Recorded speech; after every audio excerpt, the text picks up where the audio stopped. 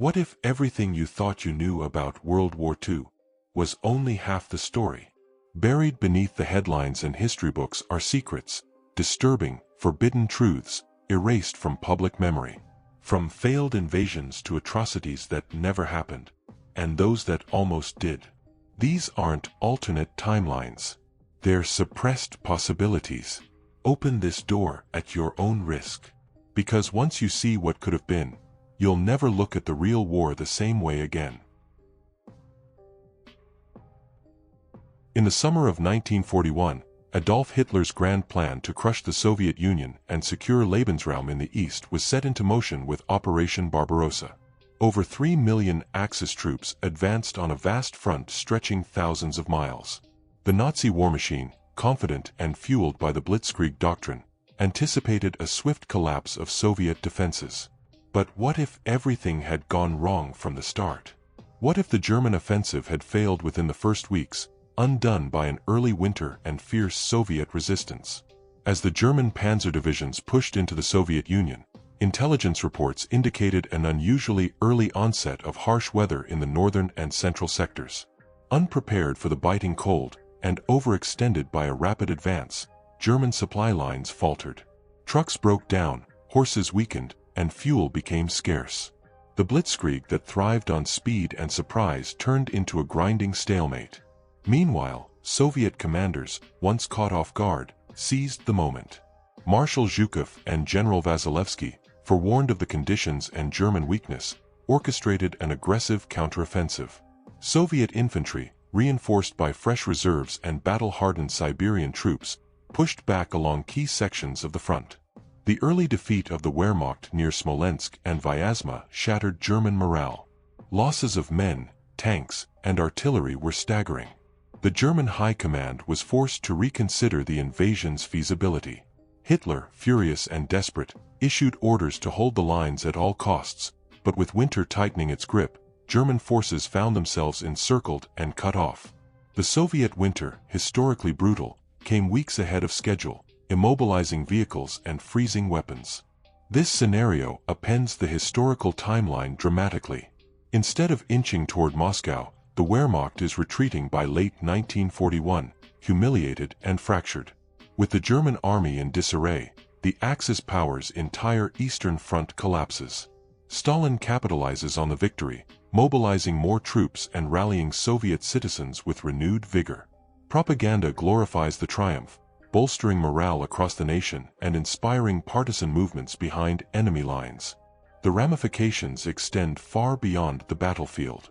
Without access to Soviet oil fields in the Caucasus or the vast agricultural resources of Ukraine, Nazi Germany faces severe shortages. The war effort on the Western Front falters as Germany struggles to equip troops and maintain supply chains. The Luftwaffe, starved of fuel, loses air superiority over occupied Europe. British and American forces gain a foothold earlier and with less resistance. Diplomatically, the failure of Barbarossa sends shockwaves across the world. Japan, traditionally wary of Soviet power but also an Axis ally, reassesses its strategy in the Pacific. With Germany losing, Tokyo opts to avoid antagonizing the USSR and instead focuses its aggression on Southeast Asia and the United States. The United States, emboldened by Soviet resilience, speeds up Lend-Lease shipments and expands military production. Meanwhile, in Germany, cracks in Nazi leadership deepen.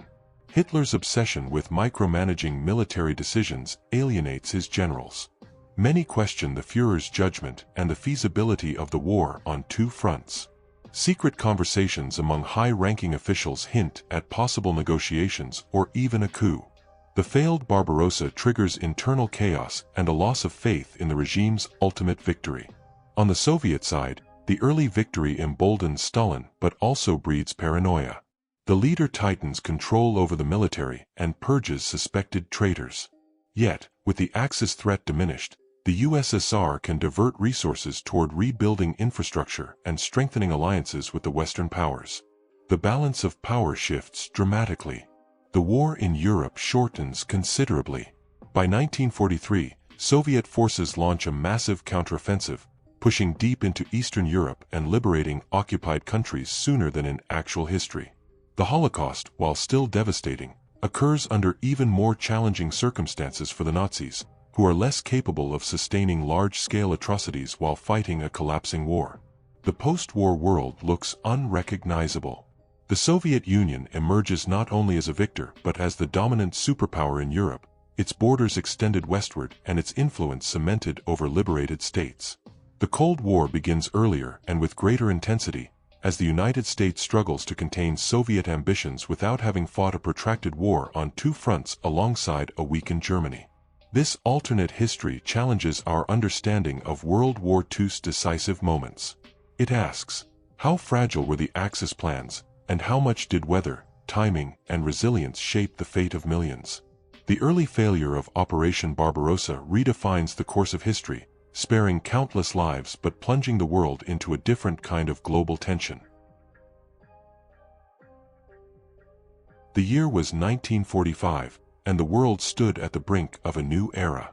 In reality, the unleashing of the atomic bomb on Hiroshima and Nagasaki ended the brutal Pacific War in a matter of days.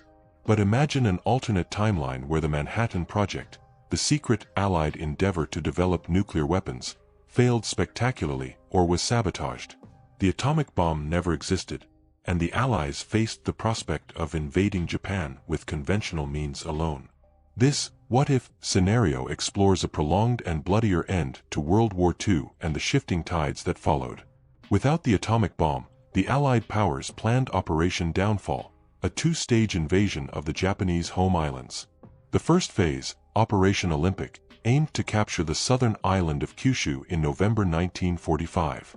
The second phase, Operation Coronet, planned an even larger assault on the Tokyo plain in spring 1946. The Japanese, forewarned of the impending invasion, prepared for a desperate defense.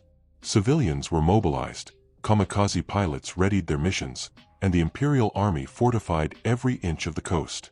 The invasion was unlike any previous battle.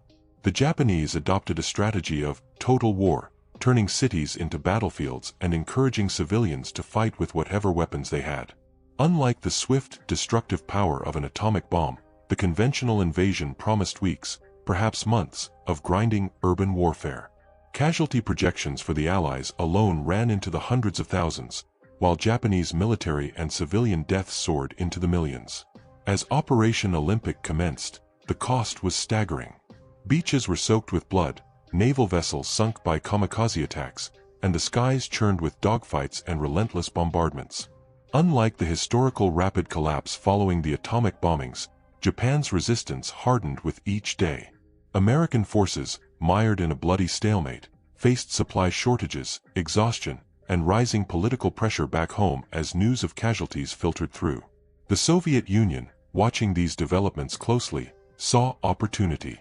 Historically, the USSR declared war on Japan in August 1945, invading Manchuria and hastening Japan's surrender.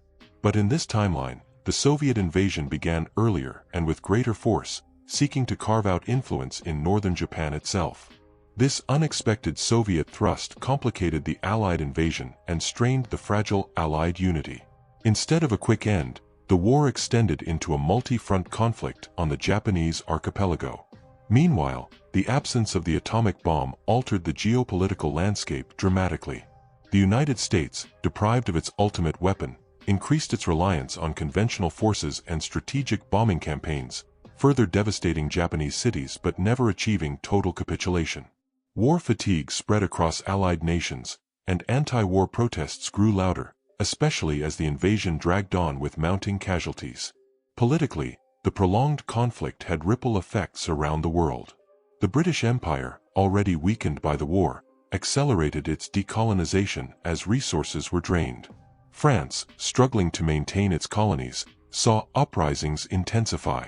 The Soviet Union's earlier and broader engagement in East Asia allowed it to expand its sphere of influence rapidly, igniting tensions with Western powers.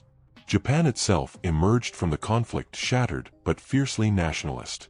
The brutal land battles entrenched a militaristic ethos in some factions, while others called for peace and rebuilding.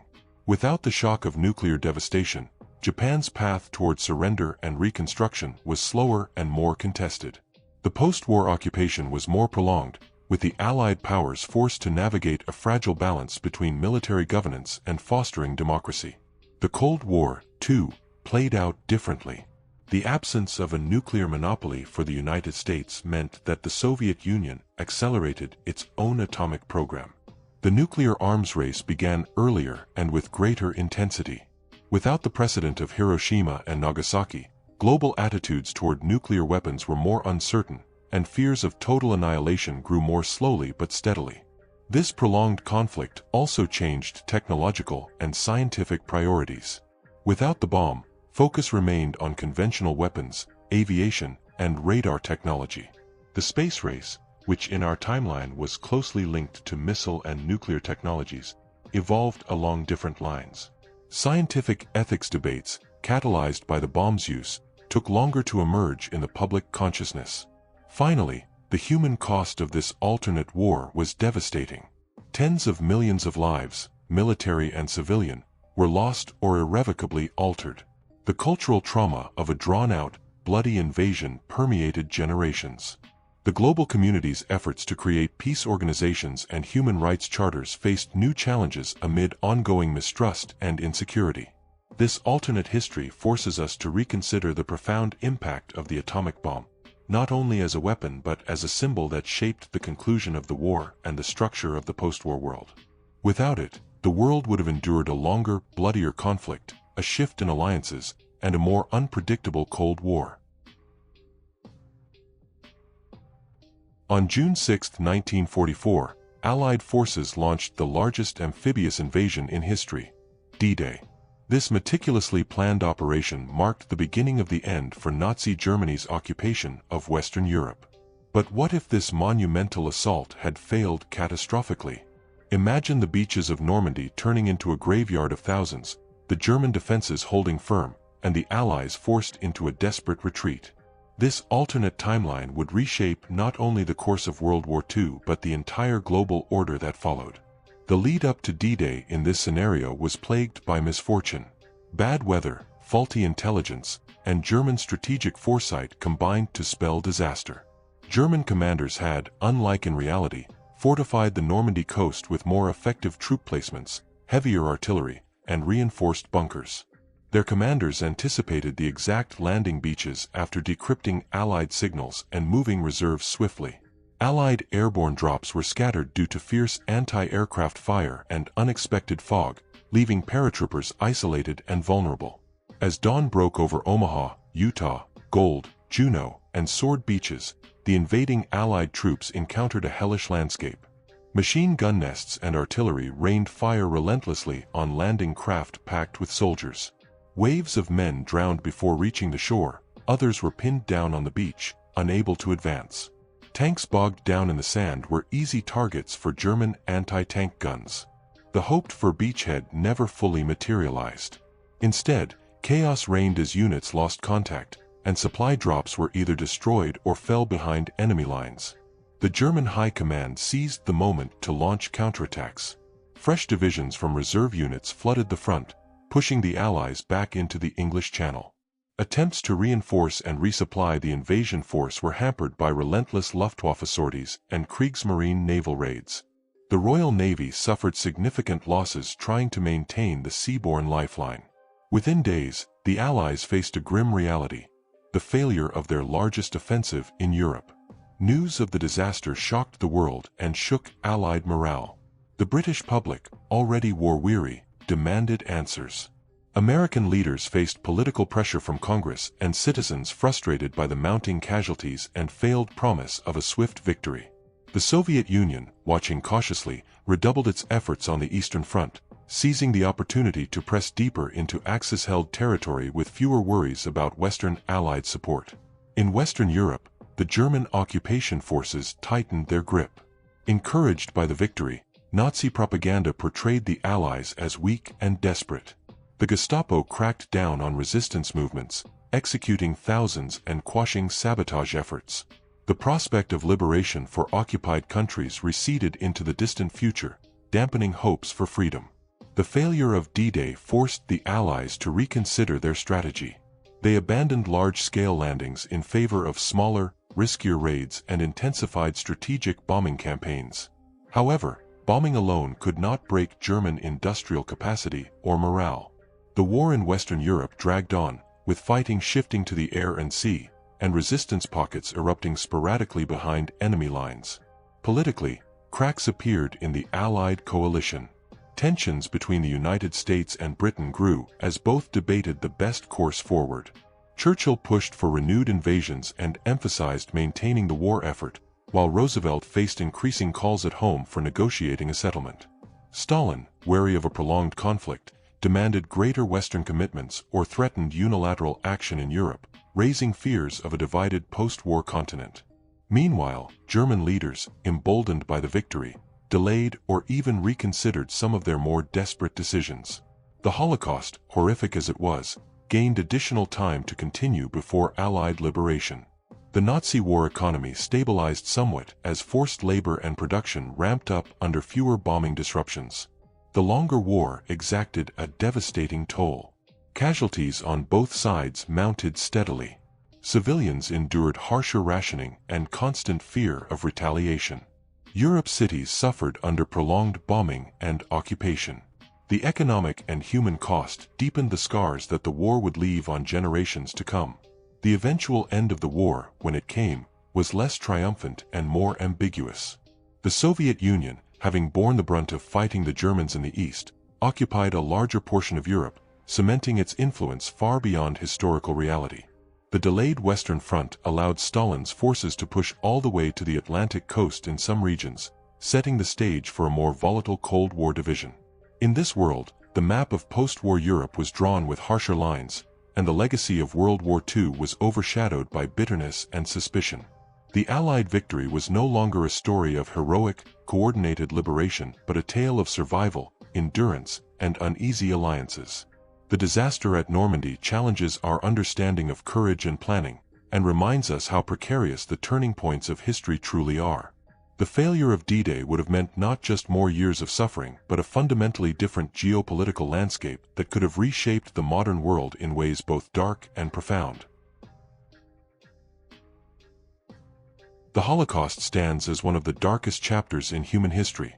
The systematic genocide of 6 million Jews and millions of other victims by Nazi Germany during World War II. But what if this atrocity had been prevented or stopped before it began? Imagine a world where the machinery of death was never set into motion, where countless lives were spared, and history's moral landscape was forever altered. This is a story of a world where early intervention, resistance, or a change in Nazi policy averted the Holocaust, and the ripples of that prevention changed everything. The catalyst for preventing the Holocaust in this timeline comes early, in the 1930s. Instead of international indifference, the rise of anti-Semitism in Germany prompts a coordinated global response. Early warnings from intelligence agencies, refugees, and underground activists prompt the League of Nations and leading powers to impose strict economic sanctions on Nazi Germany. Influential politicians and religious leaders around the world mobilize public opinion, emphasizing the urgent need to protect Jewish communities. Within Germany, this pressure forces Hitler and his inner circle to reconsider the feasibility of the final solution. Fearing isolation and economic collapse, the Nazi leadership scales back its racial policies. Instead of mass deportations and exterminations, the regime resorts to forced labor and internment camps with less lethal conditions, while some Jewish leaders are allowed limited emigration routes. The horrific industrialized killing machine never materializes. On the ground, courageous individuals and networks act decisively. Underground resistance movements in Germany and occupied countries grow stronger and more coordinated. Some high-ranking military officials, horrified by Nazi racial policies, secretly sabotage deportations and warn Jewish communities of impending danger. A collective conscience among ordinary citizens develops, fueled by international solidarity campaigns and media coverage exposing Nazi brutality. The prevention of the Holocaust saves millions of lives, but its impact extends far beyond survival. Jewish communities, while still scarred by oppression and displacement, remain culturally vibrant and intact across Europe. Centers of Jewish learning, art, and religion flourish in cities like Warsaw, Budapest, and Berlin. This preservation of cultural heritage alters the intellectual and social fabric of Europe in profound ways. Politically, the absence of the Holocaust changes the Allied war aims and post-war negotiations. Without the overwhelming evidence of genocide, the moral impetus for unconditional Nazi surrender shifts. The Allies still fight against fascism, but the narrative focuses more on territorial liberation and rebuilding rather than universal human rights violations. This leads to more complex post-war diplomacy, with some Nazi officials negotiating partial amnesty in exchange for cooperation. International law develops differently as well. The Nuremberg trials, without the Holocaust's unprecedented atrocities, focus on war crimes and crimes against peace but lack the same global impact. The foundation for the Universal Declaration of Human Rights and later conventions against genocide is weaker and slower to gain traction. The geopolitical consequences are immense. The founding of the State of Israel, which historically was motivated in part by the need for a Jewish homeland after the Holocaust, is delayed or takes a different form. Jewish immigration patterns shift, with many Jews remaining in Europe or moving to the Americas rather than mass resettlement in Palestine. This dramatically alters Middle Eastern politics and the trajectory of Arab-Israeli relations. The moral and cultural reckoning with the war changes too. While World War II remains a story of epic struggle and sacrifice, it lacks the defining symbol of the Holocaust's horror. Discussions about prejudice, racism, and genocide evolve more slowly. Survivors' voices, the heart of the global memory of the war, are fewer, and the lessons learned about human rights atrocities become less immediate. Yet this world is not free from conflict or injustice. Anti-Semitism, though diminished, still exists. Other forms of persecution and ethnic cleansing erupt in different regions. The broader struggle against totalitarianism continues, but the shadow of the Holocaust, the ultimate warning of unchecked hatred and genocide, is missing. This alternative history challenges us to consider how the world might have responded differently to early signs of atrocity. It asks what actions could have saved millions and how collective will and empathy shaped the course of history. The prevention of the Holocaust would have spared countless lives and preserved cultural treasures, but also altered the moral and political fabric of the modern world in ways both hopeful and complex. In the real history of World War II, the Axis powers, Nazi Germany, Imperial Japan, and Fascist Italy, operated with a loosely coordinated alliance, often pursuing separate agendas with minimal strategic integration. But what if, after 1940, these three regimes had forged a truly united front, pooling resources, technology, and military planning at an unprecedented level? This story explores the terrifying potential of a fully synchronized Axis coalition and how it could have altered the war and reshaped the global order. The turning point came after Italy's disastrous campaigns in North Africa and Greece. Instead of continuing its faltering efforts, Mussolini agreed to a new Axis summit orchestrated by Hitler and Japan's militarist leaders. At this meeting, the Axis powers committed to sharing intelligence, coordinating military campaigns across continents, and integrating industrial production. This new Axis triumvirate established joint command centers and synchronized supply lines stretching from Europe to Asia and the Pacific. One of the most dramatic effects was on the naval war in the Pacific. The Japanese Imperial Navy, long dominant but stretched thin, gained access to German submarine technology and intelligence sharing. German U-boats operated not only in the Atlantic but extended their reach to the Indian Ocean and even the Pacific, threatening Allied supply routes from multiple directions simultaneously. This cooperation slowed the vital flow of American and British resources to their forces, prolonging battles and increasing Allied losses. In Europe, Italy's military was revitalized through German technological aid and combined operations with the Wehrmacht. Italian forces held stronger lines in North Africa, supported by German armor and air units in close coordination. This cooperation prevented the early Allied breakthrough at El Alamein and kept the Mediterranean contested far longer than in actual history. On the Eastern Front, Japan's increased resources allowed it to commit more troops to the Northern Front, supporting German efforts in the Caucasus and the Soviet Far East. The Axis could launch simultaneous offensives from multiple directions, stretching Soviet defenses thin and preventing the massive counterattacks that historically turned the tide. The air war evolved dramatically as well. German and Japanese engineers collaborated on advanced aircraft designs and jet propulsion, sharing breakthroughs that accelerated the deployment of more effective fighters and bombers. Luftwaffe and Japanese air forces coordinated campaigns to disrupt Allied industrial centers and supply chains in unprecedented ways. On the intelligence front, Axis powers merged espionage networks. Japanese agents operated more effectively in Southeast Asia and even on the west coast of the United States, while German spies penetrated deeper into Allied circles in North America and Britain. This network hampered Allied strategic planning and sowed mistrust among their ranks. Allied reactions to this unified Axis threat were slow and strained. The United States, Britain, and the Soviet Union struggled to coordinate their own strategies, faced with a more complex and flexible enemy. The delays in launching major offensives allowed the Axis to fortify defensive lines and develop new weapons technologies. The longer, bloodier battles exhausted Allied resources and morale. Politically, this unity among Axis powers made negotiations and diplomatic maneuvers harder for the Allies. Countries under occupation saw fewer cracks in Axis control, and resistance movements faced harsher crackdowns coordinated across borders. Neutral nations hesitated longer before joining the Allied cause, fearing the might of a fully united Axis. In this extended war, technology advanced rapidly under Axis pressure. The development of rockets, jet aircraft, and even early nuclear research accelerated. But with Axis hands on the breakthroughs first, the Allies faced a technological race on even more dangerous terms. The war's outcome shifted dramatically. The prolonged conflict strained the United States' will and resources. The Soviet Union, forced to defend multiple fronts simultaneously, suffered heavier losses. The Allied invasion of Western Europe was delayed or even prevented by stronger Axis coastal defenses and coordinated air and naval power.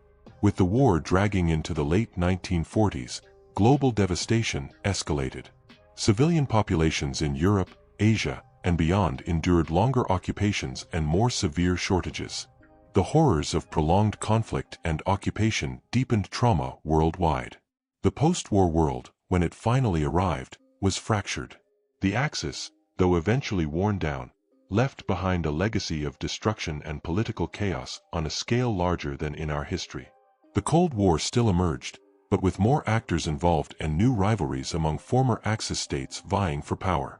This alternate reality serves as a chilling reminder of how cooperation and unity can dramatically change the course of history, whether for good or ill. The united Axis powers, with their combined military might and shared strategies, might have rewritten the 20th century, plunging the world into an even darker and more prolonged conflict. The past you were taught was only one version. But history isn't just written, it's edited. These stories, once buried, force us to ask, what was avoided, and what was allowed to happen? In every forgotten plan, every erased decision, lies a warning. We didn't just survive World War II. We survived the horrors that almost were. And those, perhaps, are the most haunting of all.